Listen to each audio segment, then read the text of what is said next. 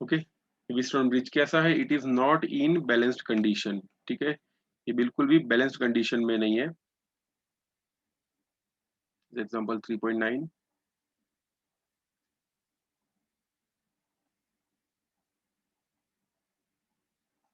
Balance condition में कैसे नहीं? See this by this is equal to this by this होना चाहिए, बट ऐसा यहाँ पे नहीं है। 10/5 does not equal to 5/10।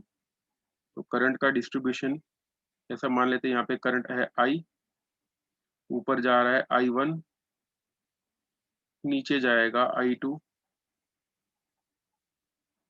We can write I is equal to I1 plus I2। नीचे यहाँ पे जा रहा है गैल्वेनोमीटर में से, या फिर बीच वाला जो ब्रिज है वहां से जा रहा है I3, तो इधर जाएगा I1 माइनस I3, यहाँ पे हो जाएगा I2 प्लस I3। यहाँ पे अननोन वैल्यूज कौन कौन सी है? We have 4 unknown values. ठीक है, I1, I2, I3 and I। ठीक है, इतने अननोन वैल्यूज है, तो एटलीस्ट हमको 3 इक्वेशन तो बनाना ही पड़ेंगे। 3 या 4, 4 इक्वेशन चाहिए होंगे। 4 बार हमको किरचॉफ रूल लगाना पड़ेगा। उससे पहले भी हो सकता है I1 I2 is equal to I, वो रिलेशन पता है हमको। So let's start applying Kirchhoff loop rule to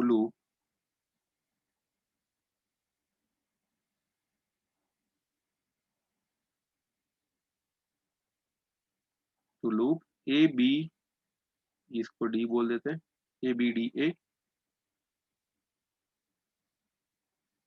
ए यानी ये वाला loop. Applying Kirchhoff rule to this loop in clockwise direction. A से स्टार्ट करते हैं, ऊपर जा रहे हैं, we are going along the direction of current. आएगा -10I -10I1, then -5I3 plus 5I2 is equal to 0। किसी को डाउट हो तो बताओ अभी इसमें। Therefore 2I1 plus I3 minus I2 is equal to 0। Let this be equation number 1।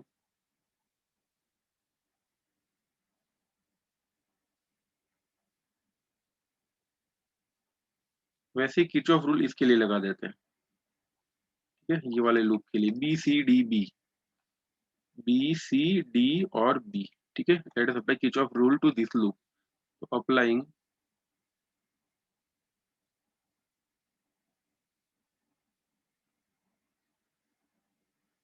Kirchhoff loop rule to loop B C D B. B से start करते, we are going along the direction of current, तो आएगा -5 bracket में I1 minus I3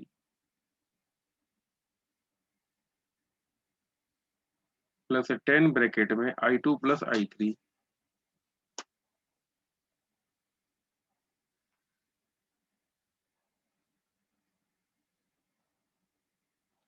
plus 5I3 is equal to 0।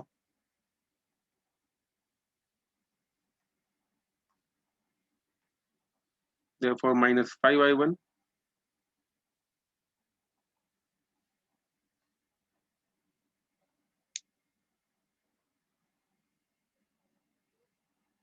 हाँ, Kirchhoff loop rule अगर मैं सी D B C के लिए लगाऊं तो भी सेम आएगा। ऐसे लगाऊं क्लॉकवाइज एंटी क्लॉकवाइज कुछ भी करूं, सेम ही आंसर आएगा। ठीक है, there will be no change in the answer. So plus 5I3 plus 10I2 plus 10I3 plus 5I3 is equal to 0। Therefore ये हो जाएगा -5I1, देन प्लस 15 नहीं सॉरी 20I3, फिर I2 लिख देते हैं, 10I2 plus 20I3 is equal to 0।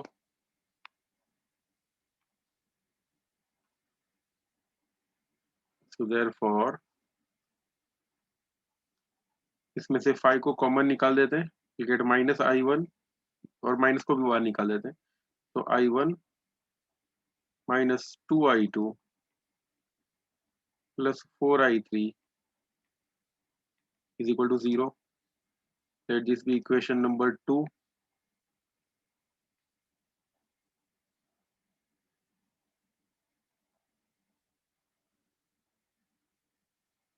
अभी loop rule लगाते हैं इसके लिए, ठीक है, इसके लिए लगा देते हैं, या फिर ये भी लगा सकते हैं, ठीक है, we can take this loop also and this loop also. हमारे पास बहुत सारे ऑप्शन है, पहले इसके लिए लगा देते हैं.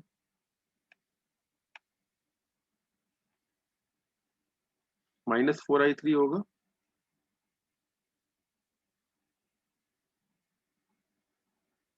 हाँ माइनस हम लोगों ने बाहर निकाला, इसलिए माइनस फोर आई थ्री होगा.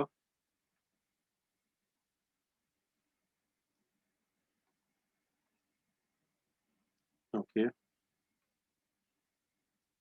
अब वापस लगाते हैं. Applying Kirchhoff loop rule, applying Kirchhoff loop rule to loop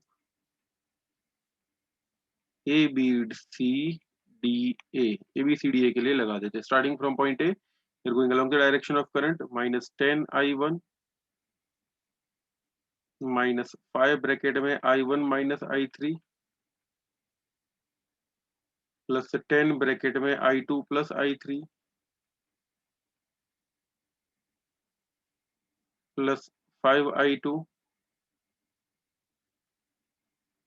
is equal to 0. Therefore, minus 10 I1 minus 5 I1 plus 5 I3 plus 10 I2 plus 10 I3 plus 5 I2 is equal to 0. सो मत जाना बच्चों. Minus 15 I1 then plus 15 I2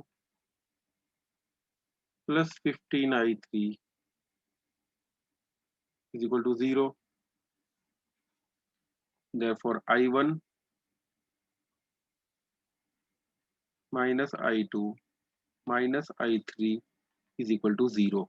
तो हमको ये तीन equation मिल गए और तीन अननोन क्वांटिटीज है, ठीक है. Three equations are there, three unknown quantities are there. ये तीनों इक्वेशन की मदद से हम लोग I1 की वैल्यू फाइंड कर सकते हैं, I2 की वैल्यू फाइंड कर सकते हैं और I3 की वैल्यू फाइंड कर सकते हैं.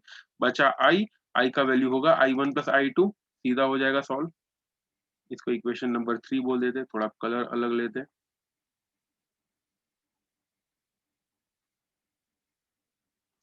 और equation number 3,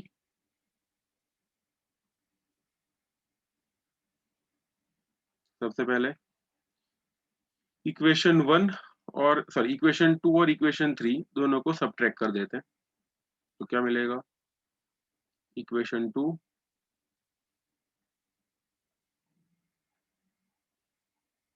equation 2 minus equation 3, ये दोनों इक्वेशन को माइनस कर रहे हैं, ठीक है. तो I1 कट हो जाएगा, तो minus two I two minus I two यानी हो sorry minus minus I two यानी हो जाएगा सिर्फ minus I two, minus four I three minus minus I three यानी it will become minus three I three is equal to zero. Therefore three I three is equal to minus I two. I three का value होगा minus I two by three.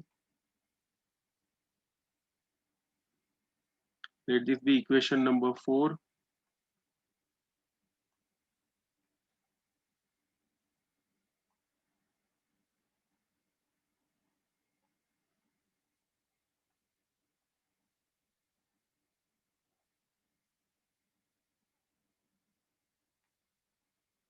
अब ये value हम लोग रख देते हैं इक्वेशन नंबर 1 में.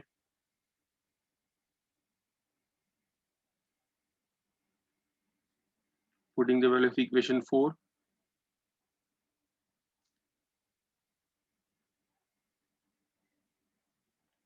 इन 1 लिखता हूँ यहाँ पे 2i1 प्लस i3 यानी -i2/3 minus i2 is equal to 0. Therefore 2i1 minus minus i2/3 minus i2 यानी हो जाएगा -4i2/3 is equal to 0. Therefore 2i1 is equal to 4i2/3.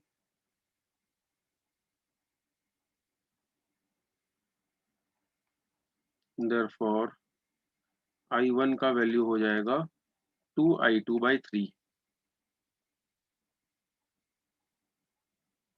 Let this be equation number 5. ऐसे तो अभी ये physics खत्म हो गया, सिर्फ मैथ्स चल रहा है। इस इक्वेशन को उसके साथ मल्टीप्लाई करके कहीं पे डालो, ऐसा सब कुछ ही करना है। तो this is our equation number 5। अब 5 और 4 दोनों का वैल्यू 2 में डाल देते हैं। 5 and 4 in 2। देखो क्या है यहाँ पे i1, i1 की जगह लिखेंगे 2i2/3 minus 2i2 minus 4i3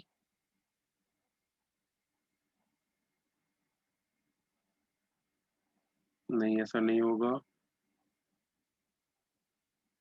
कुछ ऐड करना पड़ेगा इक्वेशन को। i1 की जगह हम लोगों ने लिखा, एक काम कर दे, एक और इक्वेशन ले लेते, उसमें वैल्यू डालेंगे। Let's take this loop. ये लूप के लिए किरचॉफ सेकंड रूल लगा देते हैं अभी।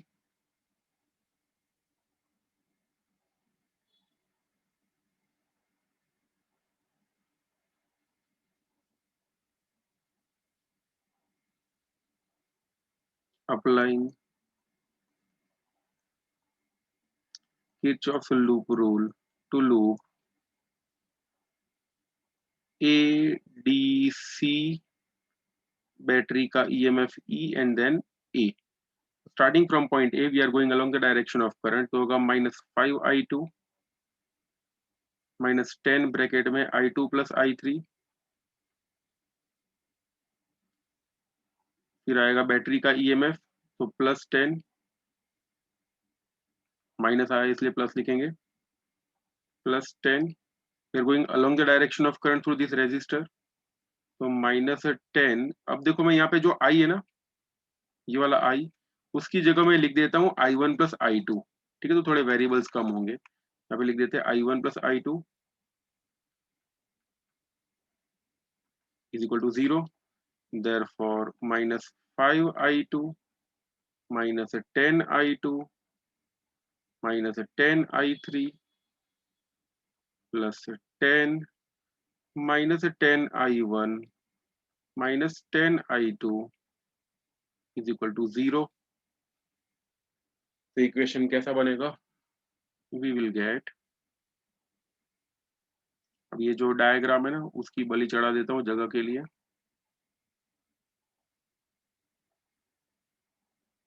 ठीक है, तो मैं यहाँ पे ब्लू कलर में लिखता हूँ, आपको पता चलिए सबसे लास्ट में लिखना है। देखो -5i2 और -10i2 -10i2, this will become -25i2।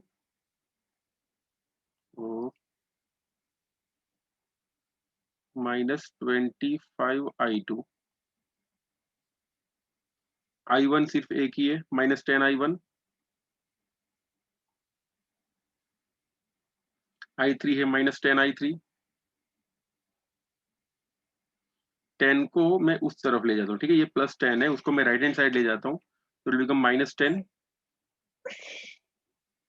Is equal to -10। Minus minus सारे हटा देते हैं और 5 को भी कॉमन ले लेते हैं, will get 5i2 plus 2i1 plus 2i3 is equal to 2। ठीक है, माइनस सारे हटा दिए। अब इस इक्वेशन में i1 i2 i3 तीनों की वैल्यूज डाल देते हैं। देखो 5i2 प्लस 2i1 का वैल्यू कितना है, ये रहा, ठीक है, ये वैल्यू रखेंगे, 2i2 प्लस 3, तो 2i2/3 प्लस 2i3 की जगह मैं ये वैल्यू रख देता हूँ, -i2/3 इज इक्वल टू 2। अब कर पाओगे सॉल्व इसमें से i2 का वैल्यू?